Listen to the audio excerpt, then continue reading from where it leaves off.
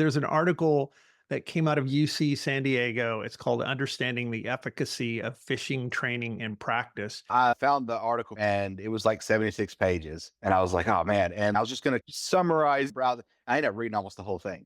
It's very interesting. It goes into a lot of detail, and a lot of the paper is them essentially explaining their methodologies, improving the numbers, which Yeah. really adds a lot of credibility. So the summary of the overall paper is essentially that there's no significant reduction in fish failure rates, whether you've taken training or not. I was shaken when I read this. I'm like, this goes against my assumptions. It also goes against the experience that I've had in healthcare with this stuff. And just for those listeners that haven't or don't plan on reading, some of the statistics is 56% of the people failed one of the simulations. And then the eye-opening statement is out of these training groups, it only showed like a 1.7% like absolute reduction, whether you've been trained or not trained. And when you think about the time, energy, and dollars we spend on this topic, that's a little bit concerning. I jotted some notes for myself on a couple of things. They captured the time on page for when they did that. And on average, users spent less than 10 seconds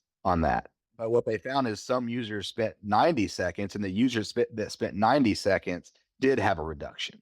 What that kind of tells me is everybody's busy. Some users, when they get that training, they're not really paying attention to it, which means they're also not really paying attention to the content in the email, which calls them to then click and get the Uh-huh. failure. Uh-huh. And then like what they found with the once a year training was that really didn't do a whole lot. Yeah. And other than if they were trained and then immediately took a quiz, Right. it did help them pass.